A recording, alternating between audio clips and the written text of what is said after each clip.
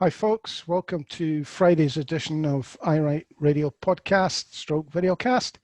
This is Hat Friday, but nobody's Sorry. wearing a hat. Well, I'm not wearing it, you're not wearing it. So I think Hat Friday might have been knocked on the head. I've got Stuart Lockhead with me from the start today. Stuart. Hello there. And we're hoping Jimmy will, dependent on traffic, join us shortly. I'm Norris Stewart. We're going to go with Nicola Sturgeon's press conference, which was, of course, all about pubs and students. Students. Not that you ever hear pub and student in the same sentence very often. Very strange. What did you think yourself, Stuart? Well, the detail we can get into in a second, but it's providing headlines in London. Scotland is making them into headline news because 1,000 students self-isolating and etc., etc. I dare say they'll catch up in England quite soon. In Manchester, I believe the numbers are adding up. Well, I think one of the relevant points here is the only way to avoid it is to stop students going back to their halls of residence. That was one of the issues, of course, that came up more than once today.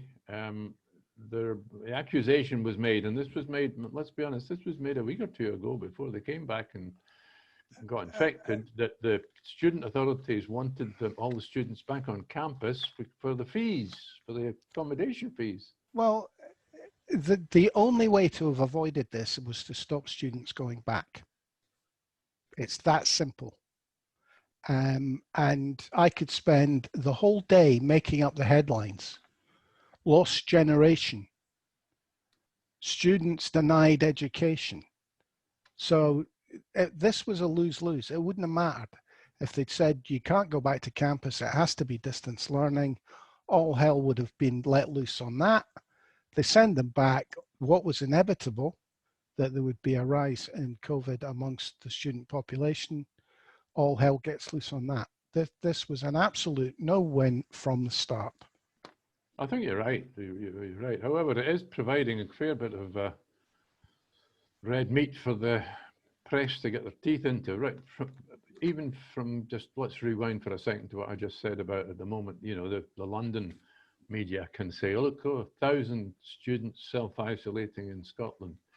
What we cannot say at the moment is that Scotland is doing better, generally speaking, handling the current virus pandemic than the rest of the UK. The percentage-wise, we are just what our population is, 8 and a bit %. You know, the daily figures. So, and this doesn't help. So that's out the window at the moment. The wired into the detail, of course. There's a hydraulic theory of mine, which always comes up, which is if you stop people going to pubs, you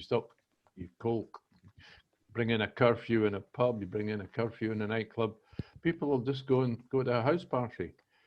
But they've been warned by the chief constable that they're going to get fingered.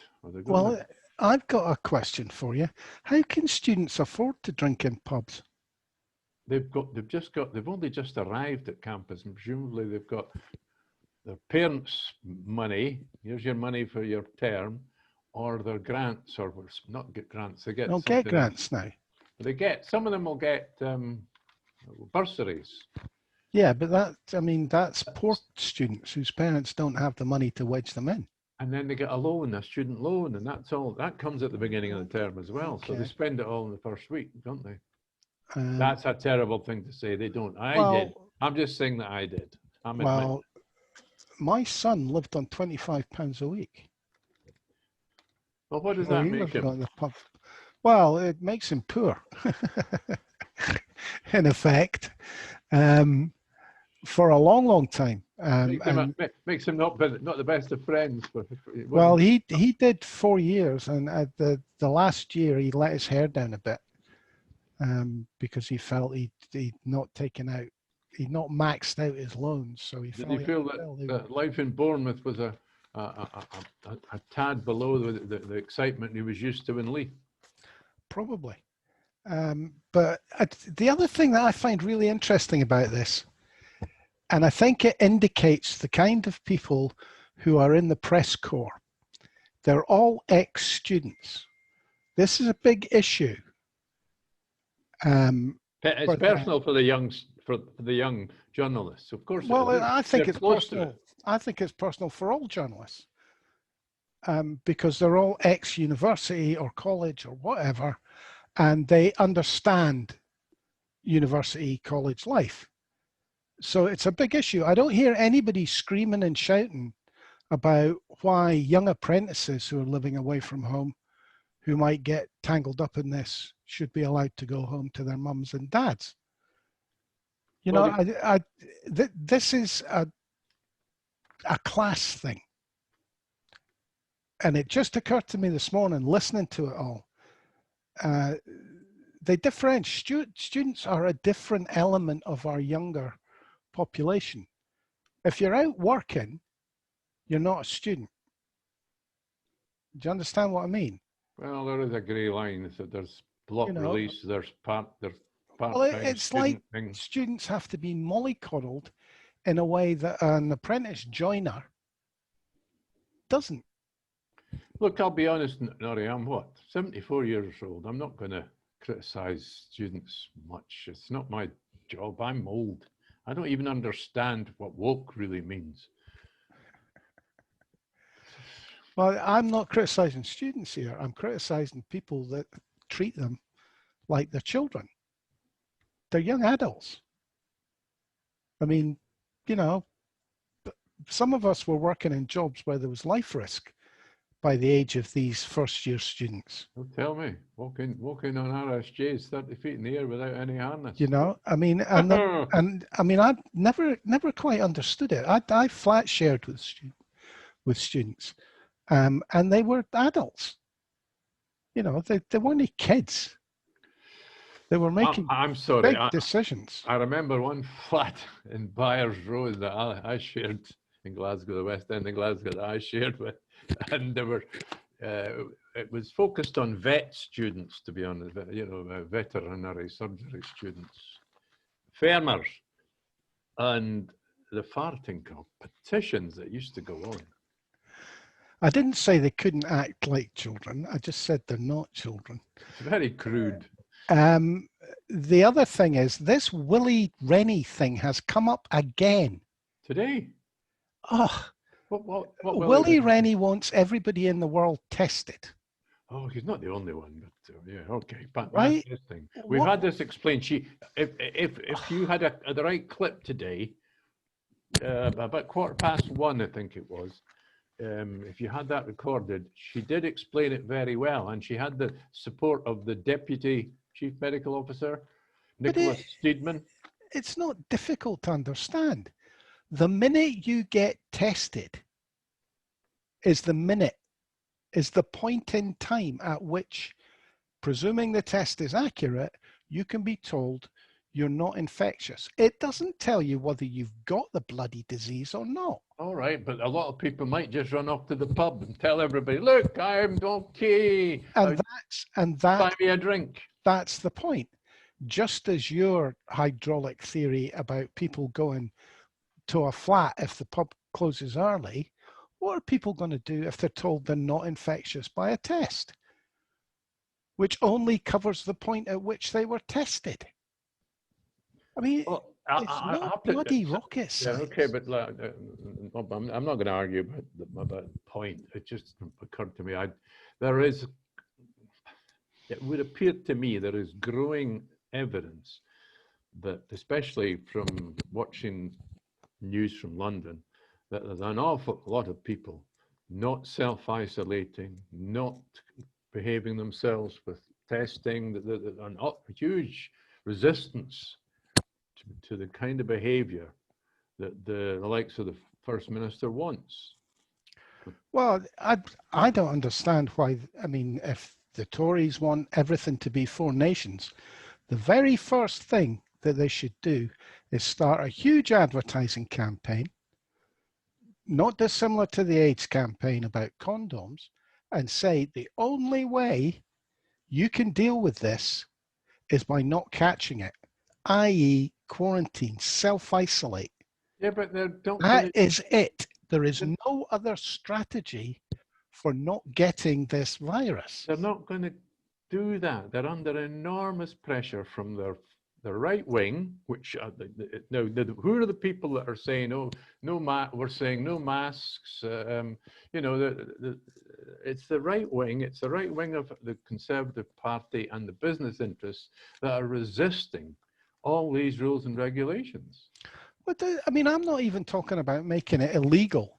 I'm talking about telling everybody, making it so obvious that the only way to deal with this, if you don't want to catch it, is not to go near anybody. And you can choose to what degree you want to do that. But testing has somehow become a cure for this. Testing cures nothing.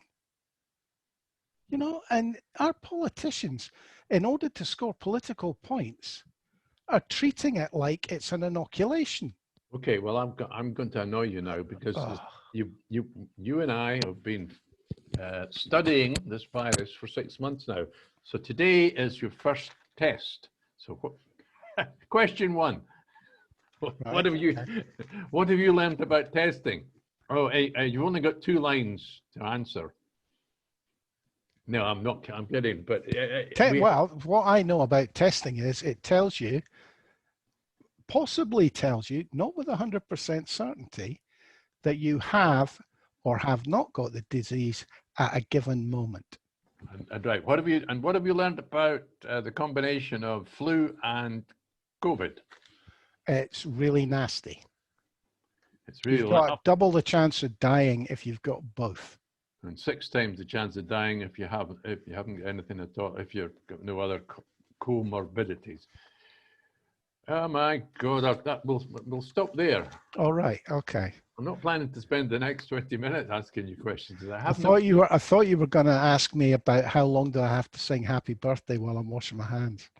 I haven't done any prep. It just jumped into my head. It occurred to me that it is 6 months down the road. And by now, when you consider what we knew in January about this subject and what we know now, possibly a test wasn't a bad plan. Well, what struck me the other day was right now, we have exactly the same answer to COVID, the exact same answer as they had in the 16th century to plague.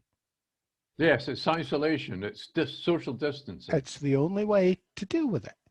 And all this bullshit about testing and inoculation is irrelevant until we get a jag that will knock this sideways.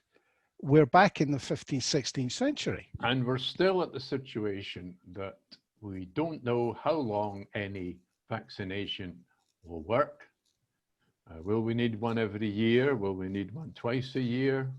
It's not like you get one that lasts a lifetime, they don't think. So who knows? And we don't know if we'll be immune after getting it. There you go. We don't know if we'll be immune after, how effective it might be, but we just don't know. We might yet need a television campaign like we had when we first, the AIDS one, with all the tombstones and, you know, the really scary ones. I really think that there is a place where you basically do exactly that. I noticed there was a clip on social media. I think it's a Scottish government one. An old boy and I take it his granddaughter in the kitchen. She makes him a cup of tea. She's got the COVID on her.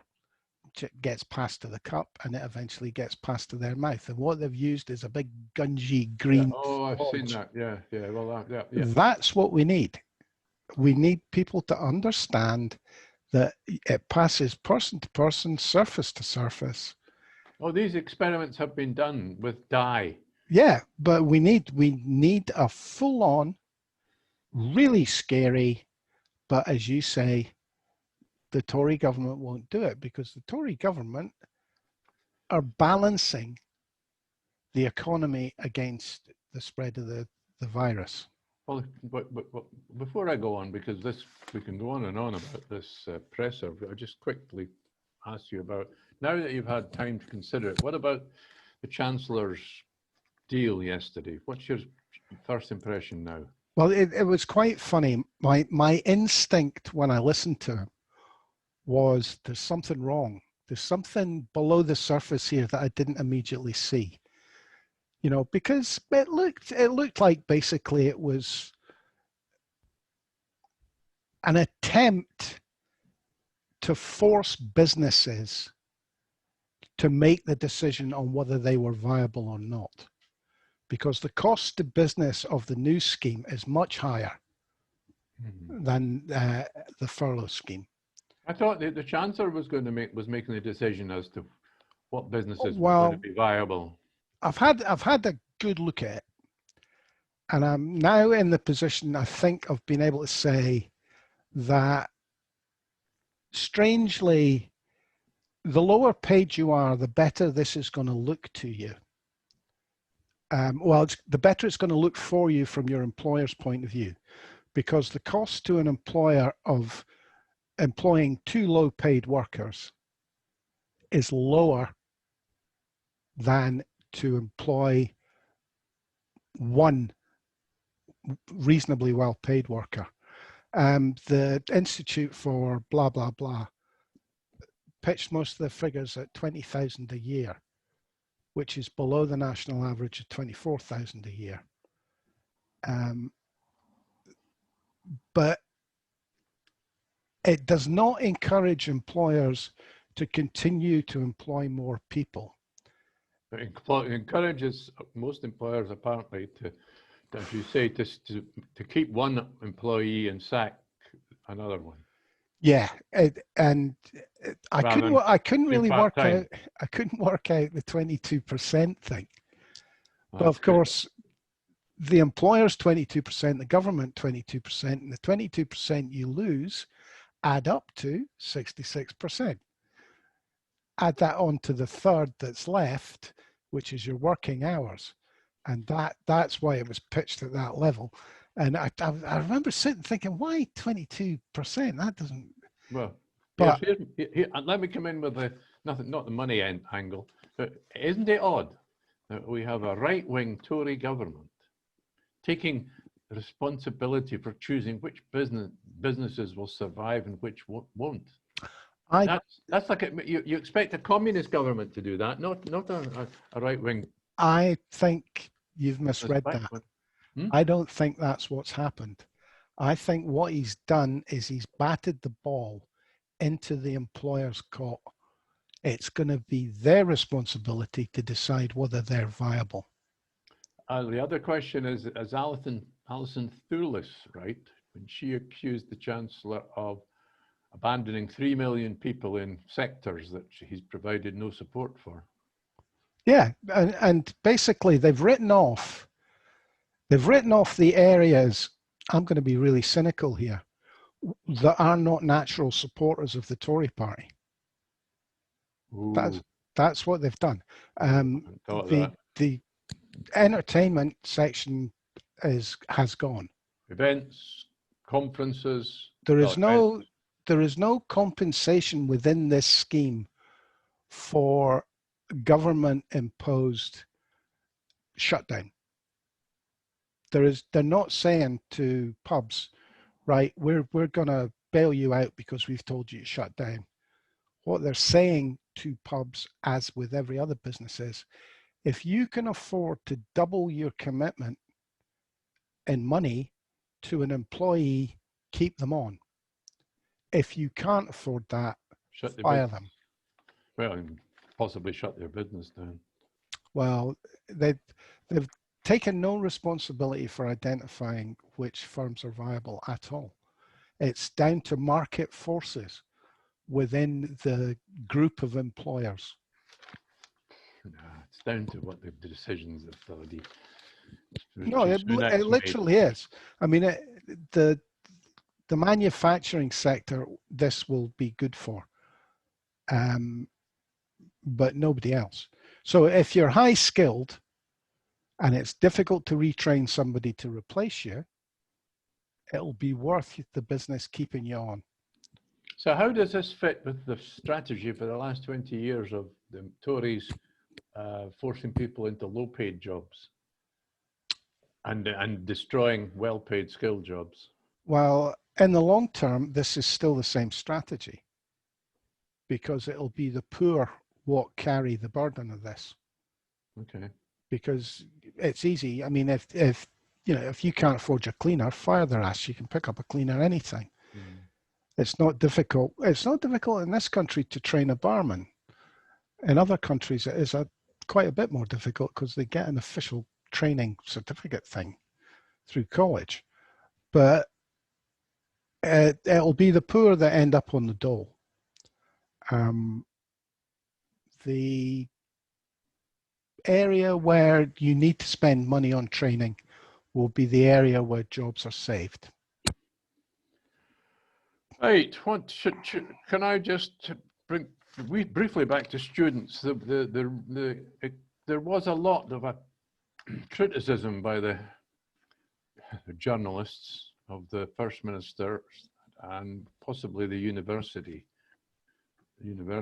about not letting the students stay at home and do distance learning, and therefore they've spent a lot of money on accommodation, etc., and fees when it comes to foreign students.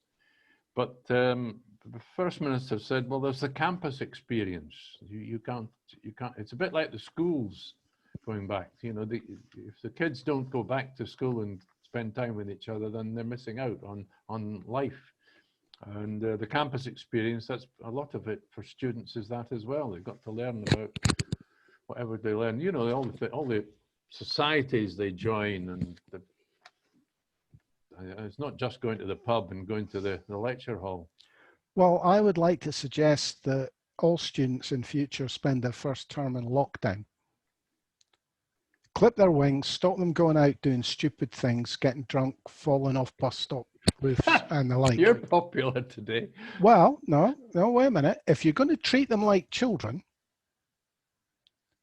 if you're going to treat them like they're on some sort of camping holiday during the summer holidays from mummy and daddy, you carry on talking about them like the way the press is doing at the moment. If you're going to treat them like adults, you treat them like adults. And every other adult in the country is being asked to do exactly what students are doing. They're being asked not to visit their mum and dad. No, well, that's a very good point. So I'm sorry, they are either children and get treated like children, or they're adults and you treat them like adults and you ask them to obey the rules that are in place. Okay, no, that's a very good point. Here's another one that I noticed today from the presser. The First Minister, she took time out to say, I make mistakes every day, she said. She really opened her soul to say that I make mistakes. I do not, she never used the word perfect, that's bound to have an impact if that's used by if the TV companies use that as a clip and show it. If Piers Morgan has it on Good Morning Britain, it'll make an impact, won't it? I've got something from Times Radio, which is a relatively new thing. This is a focus group that they did on Times Radio amongst Scots in their opinion of Nicola Sturgeon. Give me a second and I'll share it. Okay. Here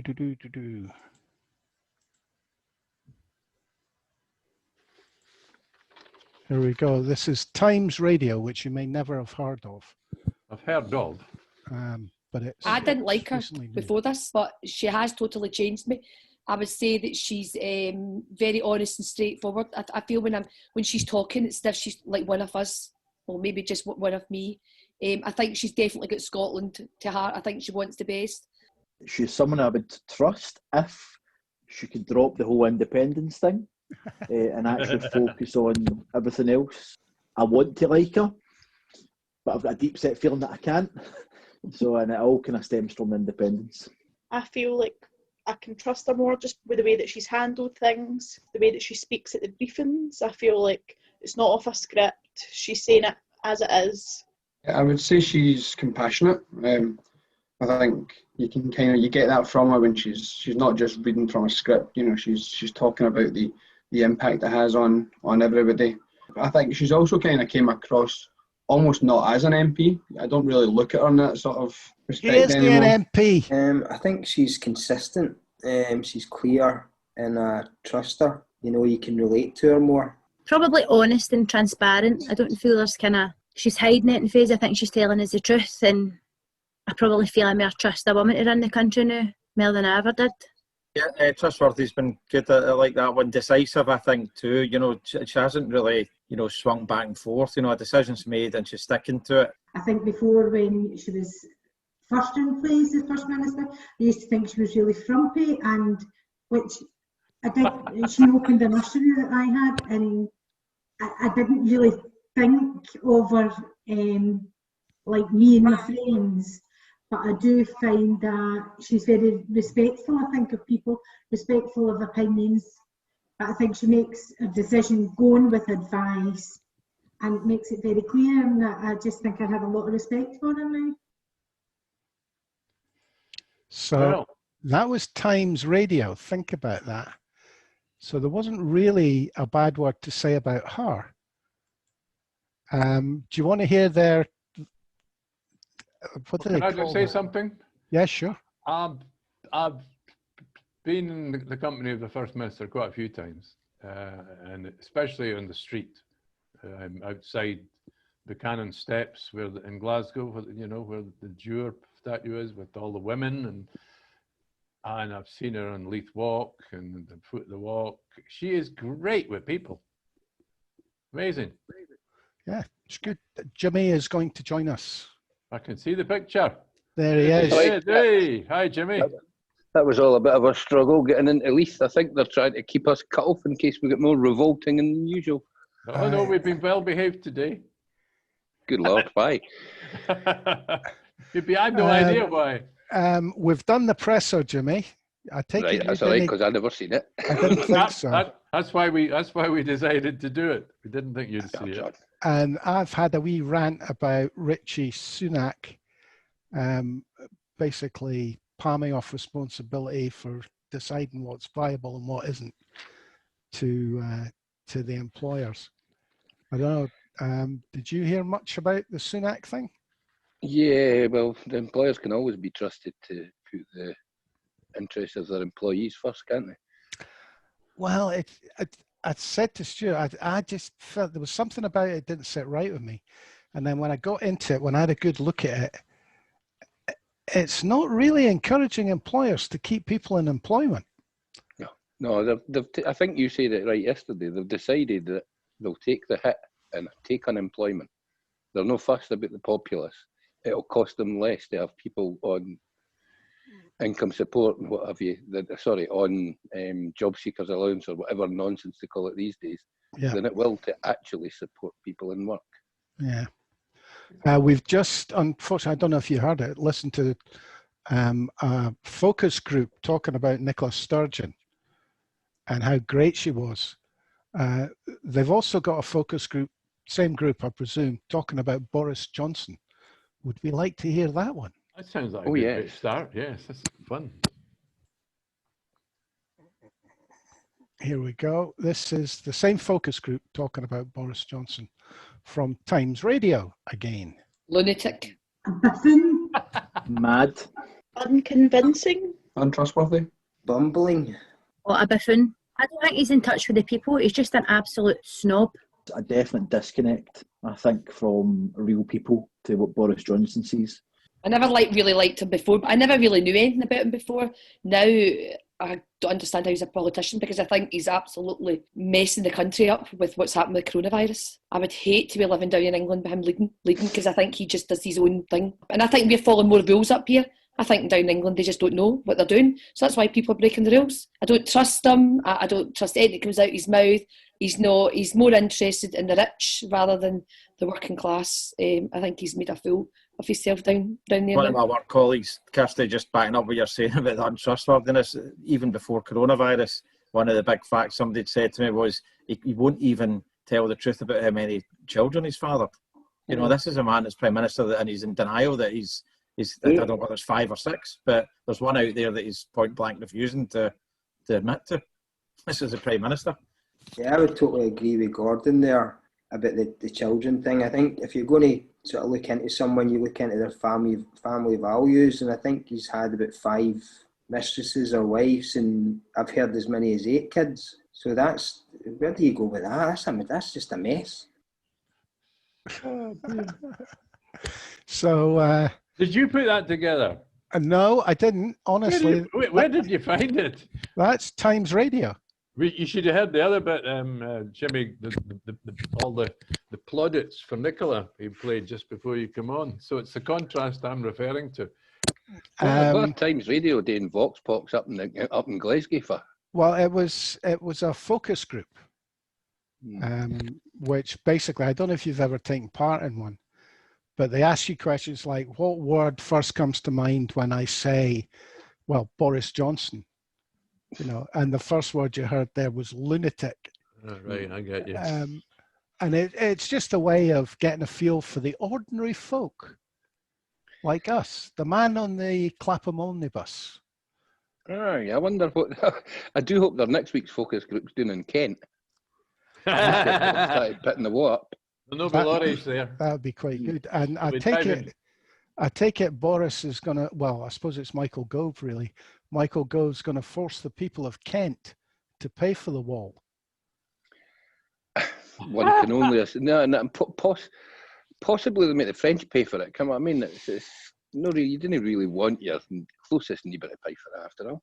You know, like if you drive a lorry from Brighton to Southend, 2 of the biggest seaside towns in Britain, and normally you go through Kent. If you don't have a passport to go through Kent, you're going to have to drive another 100 miles.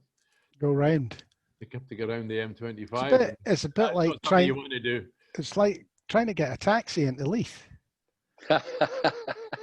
Seriously, mate, I think they think there's something on doing here, and they're just slowly. There's not a single road into Leith that doesn't have roadwork on it at the moment.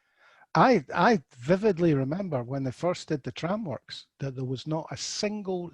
There was 2 roads open to get into the bottom of Leith, and they both had other kinds of roadworks on them. That's the state of play there now. Oh, it's madness. But the big picture, lads. So is this student thing going to dent Sturgeon's standing? Oh, that's a good question. I'll let Jimmy answer that. Nah, not really, mate. End of the day, I don't think they should have had the students back this term, but it's no my call. I mean, I'm pretty sure the universities were putting on pressure because they are up to their necks in student accommodation investments. You can guarantee that their overseas partners that have helped them build all this stuff take none of the risk. The universities need those places to be full at term time. That's why students went back.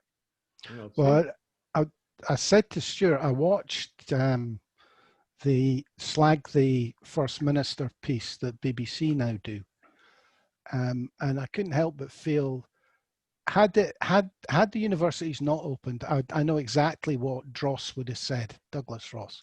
I know exactly what he would have said.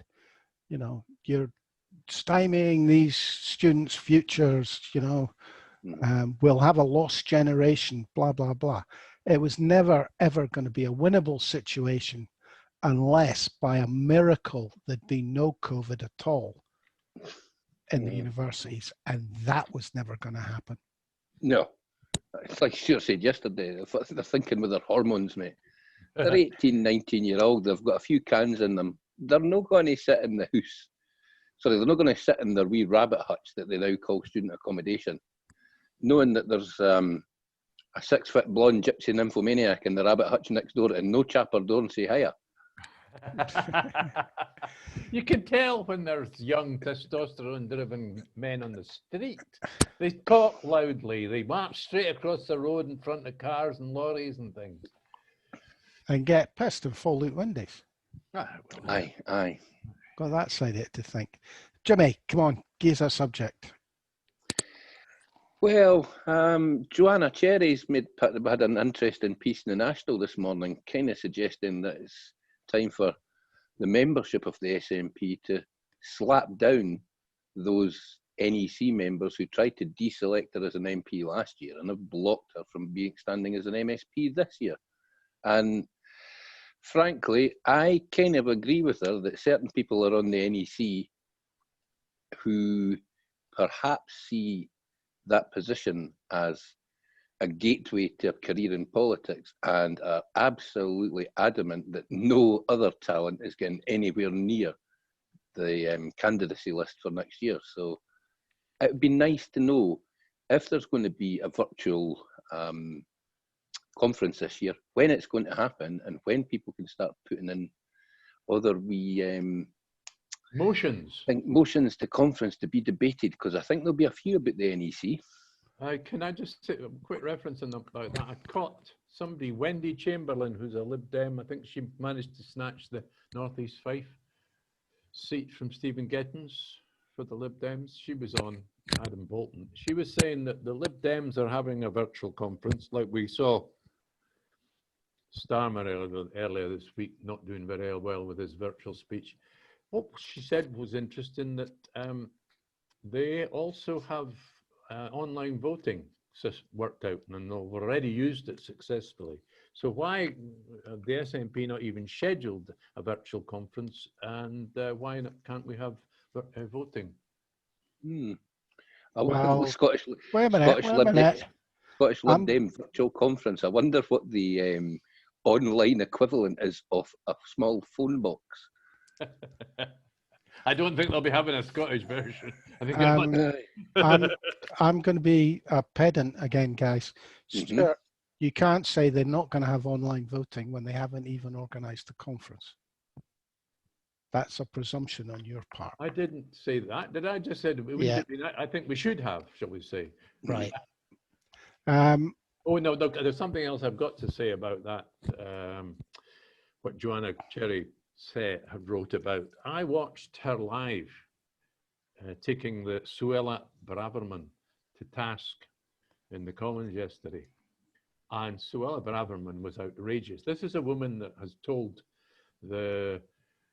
apparently she's got legal advice that says the British government can use the House of Commons, Parliament, the Westminster Parliament, to override international law.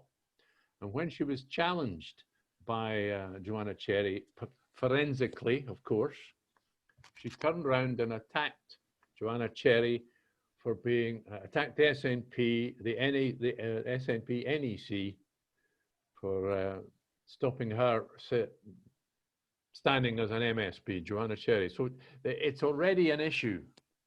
They're already chucking dirt about our NEC, the NEC of the SNP. Yes, and they have no right to throw dirt because their 1922 committee decides everything. Aye, but the unfortunate thing is it allowed Braverman off the hook because she was absolutely bang on the hook legally. Her legal advice. She did ask. Sorry, no, on you go. She did raise a point of order where she cut Braverman's legs off. Well, it's just outrageous that I know she's. How do I put this? I could dig myself off a deep hole here.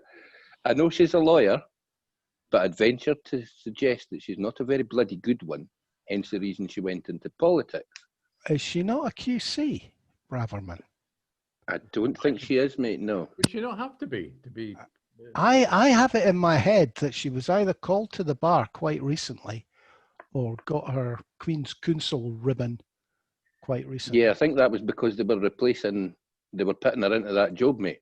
I think it's kind of a prerequisite of having the job that you have to have that qualification, but I don't think she actually qualifies for it. Because who was the last one? Who was the last Attorney General? Because he was the first one ever not to be a barrister, really, or not to be a QC. No, the one before him then. Oh, no, the big donut that got binned. Oh, the one with the voice. The boy that gave Theresa May all that dodgy, shonky advice and then bolted.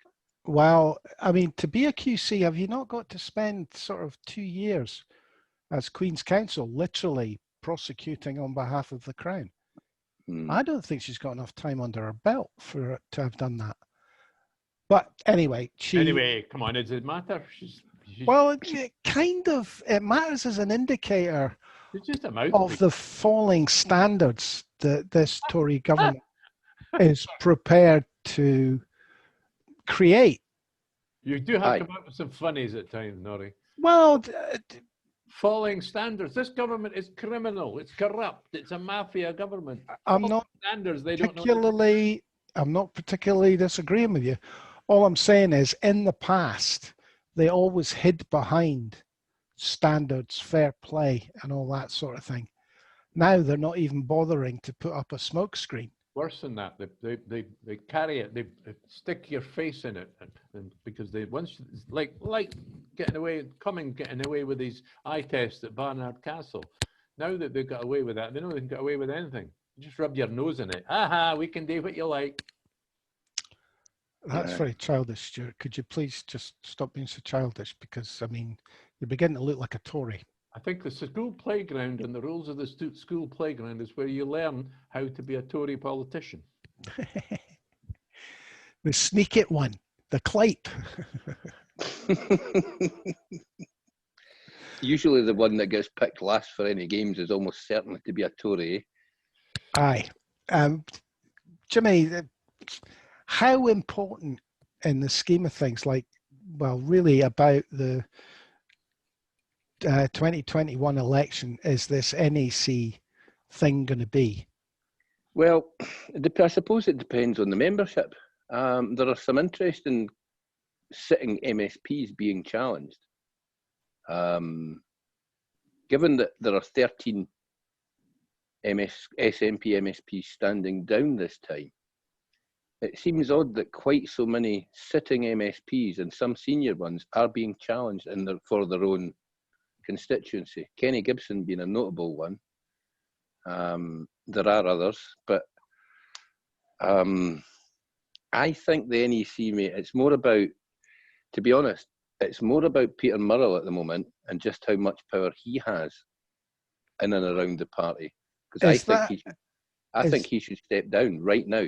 Is that a democratically elected position? No, he got appointed, mate. He got given by the job. Alex Salmond, I believe. Alex was still leader when Peter Murrell got that job, I think. Well, it's unlikely. It's unlikely his wife's going to fire him then. Yeah, but I think he should step down, mate. He brought the party in a disrepute by what he said in those WhatsApp, as far as I'm concerned, anyway, in those WhatsApp messages. And I'm led to believe there is more to come on that. So fingers crossed for that. But the NEC, I think, is an issue that can wait till after the election, because I think that speaks to the carpetbaggers within the party. You know, it's notable that now that Humza has decided to think again about his hate crime bill and the GRA nonsense is on the back burner. All the wee wokists that think they had the party in the palm of their hand, they're kind of on the back foot. So let's leave them there till after the election, concentrate on that, and then have a nice wee purge to ourselves and let them foxtrot Oscar elsewhere. I mean, I get your point, Jimmy, but I would flag up what Suella Braverman did yesterday and used the rows within the SNP. Aye, but the reality of what she did yesterday, Stuart, is that is shit politics. The fact that she has to go to internal issues within the SNP because she can't address a question on the law of the land when she's the Attorney General shows her up for what a snake she is. Yeah, but you're using the word should in that, really. I mean, yes, we know what should happen, but what will happen? I mean, they are the dirtiest political party. But what they do doesn't matter. What they do shouldn't matter for next year's election. If the SNP fight a half-decent campaign, they kick the Tories into touch. And London Tories like Suella Braverman have absolutely nothing to do with next year's election. If she wants to get herself involved in it, Charles John, come up here, because I'll run a bit and play the old Imperial Master theme tune at the taxi. Oh, I wasn't thinking of her, but I mean, it's already been wielded there on the floor of the House of Commons, so they're not going to pull back about using it again, are they? But it didn't have a hit. It didn't make a dent. You found it, I didn't. It's nowhere on my timeline. Okay. Well, that's what led Joanna Cherry to write the article, of course, which has got a big, long, I mean, there's a huge number of comments. I don't know how many there are now. It's proved very busy on the... That's the only place I've seen it. 129 comments. That's quite a lot for the National. I'm saying that's the only place I've seen it. Apart from the bloggers who are pushing it, obviously, but it hasn't popped up as a generality on Twitter. Okay. Which I'm quite happy to debate this over the next few weeks, as long as it doesn't drag on into the spring, you know, because we don't obviously. Oh, I think it's inevitable it will. That's the trouble. That's what worries me. I think if somebody's got more WhatsApp stuff and publishes that this weekend, I can't see how Murrell stays in position. And at that point, you can draw a line under it till after the election. Because if they cut off his heed, then all the wee wokists that surround him, and I also include sitting MPs and MSPs, and there's a ex-MEP that is desperate to be a big voice in the party, now in Westminster. And frankly, some of the comments that came out his wee boyfriend's mouth this week on Twitter, that boy should be considering his position. He should either get rid of the boyfriend or resign as an MP, because some of the stuff that's come out of that boy's mouth are absolutely disgusting. That qualifies like the Tories. You know, he's been getting away with that for a long time, as far as I know. Aye. I thought Without they'd split up. I didn't think they were a couple anymore. But if he's a party member and what he's doing is against party policy, he should go. Well, here we're back in the realms of should. I always bring it up when it comes to politics. That's not how politics works. Aye. It is how the SNP have worked up till now. Yeah, but that's the argument is they're no longer operating like that, isn't it? Aye, well, that's the thing, Norrie. It's been one strike and you're out with the SNP, but it seems to be it's one strike and you're out unless you're in the clique that sits around Mr. Murrell. And that I see as a bigger problem. I'm not quite where you are on Murrell at the moment, Jimmy, until I see more of the messages. Here's something I discovered. Do you know that these WhatsApp messages that were published last week, apparently they were to Sue Ruddick, who is Chief Operating Officer. Exactly what her job is, nobody seems to know. She was appointed without an advert. Nobody knows what she's paid. I'd suggest that our main job is to be a buffer for Peter Murrell, because presumably if things get bad this weekend, she'll be the one that gets chucked under the bus to save him. Does she not work for Sturgeon though? No, this is his. You know, she works for the party. Sturgeon's chief of staff is Liz Lloyd. This is another name that I've added to my list for the Garibaldi 10. Well, she's been around for a while, but I don't know. There isn't enough information. I have a very uneasy feeling about it. It's about as far as I'm prepared to go. But until I see a lot more information, I'm not going after Murrell's head. I'm certainly not going after Nicola Sturgeon's head. And anybody that does is doing independents no favours. I'm sorry. I think Nicola needs to stay in position to win the election. I think that anybody calling for her head's mad. But the fact is, her husband has brought the party into disrepute, and she should be big and ugly enough to know that it's time for him to walk the plank. End of the day, she's the captain. She has to be in charge. And if she's not got the cojones to get rid, then you start questioning whether she's got the cojones to do anything. I think anybody that basically, even if Murrell has done wrong, if he goes at the cost of Nicola Sturgeon, anybody that wants independence is a fool to support that. But and that's just the reality of politics. Should he? So basically, he can do what he wants. If she refuses to get rid, he can do whatever he likes. Yeah. That's at that point he's worse than Dominic Cummings, because at least Dominic Cummings is in it for the money. So what you're effectively saying, we lose the most popular leader of any political party ever in the UK. She doesn't need to go. I've said that. She's a fabulous leader of the party at the moment, and she will win the election by a country mile next year. But if her husband's done wrong, she can't just cover it up. She can't just sit there and say, if he goes, I go, because if she does, if she's stupid enough to take it to that, then fine. I'd boot her arse out the door myself. As I say, I still don't think the eggs are laid. I End need of to the day, see Boris, more. she's a politician.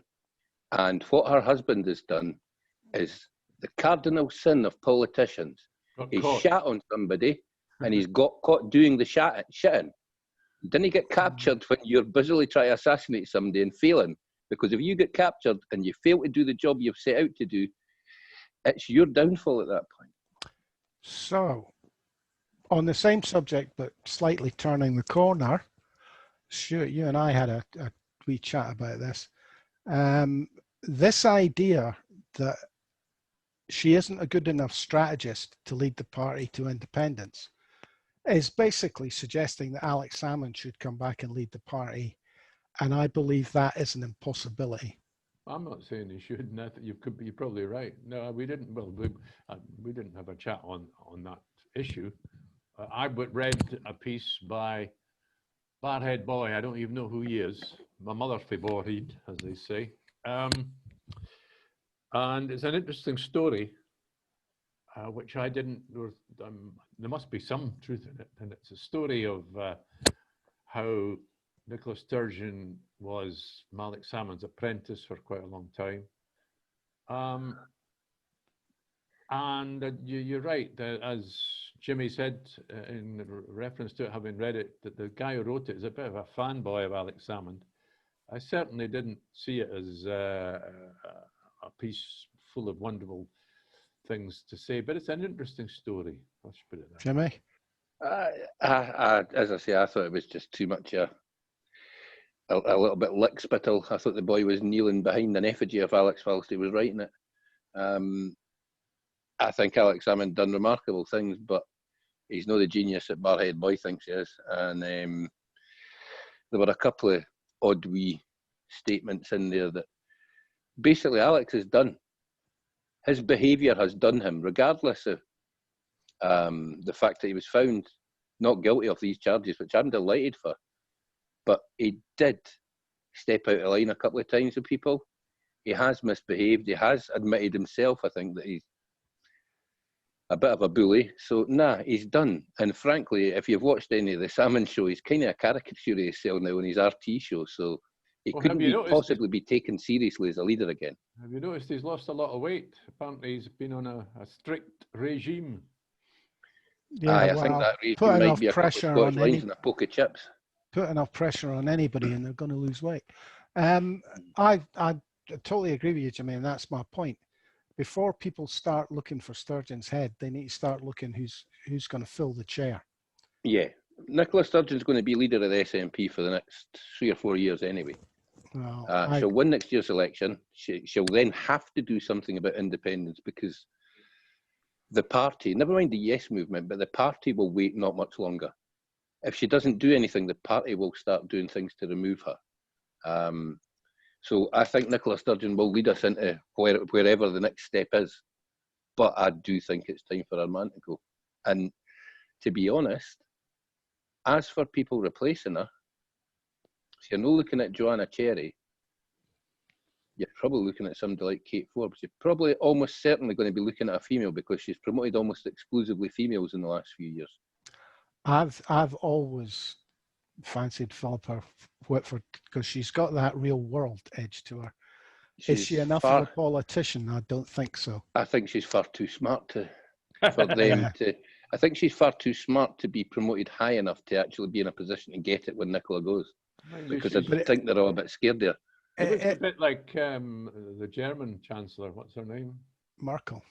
She looks a bit like that kind of, Oh.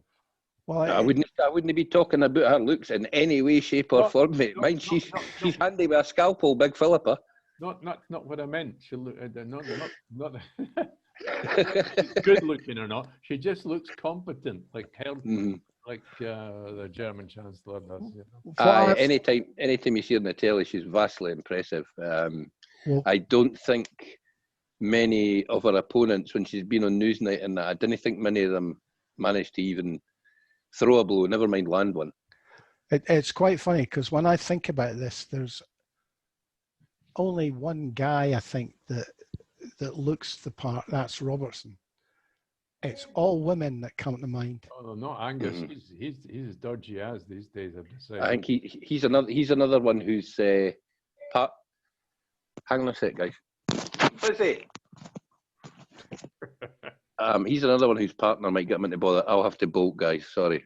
No, it's okay. I think we're probably going to wind it up, Stuart, unless there's... I think we'll... Cheerio, Jimmy. I think we've had quite a session anyway. We've done quite well considering. Yeah. Well, we'll call it a day at that, folks. Day off tomorrow. And we'll see you on Sunday after the politics programmes. It's always a tough day on Sunday. You force me to watch these television shows where these people, all these stooges get interviewed. Well, talking about interviews, I did watch Dross interviewed on the BBC, 10 minutes slag the First Minister, and he was asked what he would do. Well, what would you do about the students? What would have been your position on it? And of course, all he did was go back to the, well, the SNP have failed miserably here and blah, blah, blah. Never once had an answer to any problem. Oh, didn't he ask Douglas Ross to have a policy? You'd basically have to phone Dominic Cummings and ask them what Cummings' opinion is on what policy he needs to, how do you answer this question? Could you send me a pamphlet, Dom? Well, their position surely should be, whatever Westminster does, we should do. That's what they argue all the time. Anyway, now that Jimmy's back, we're away. We'll say our goodbyes. Good to see you again, Jimmy. I'm glad you made it. Cheers, chaps. Cheers for now. Bye, folks. Thanks for listening.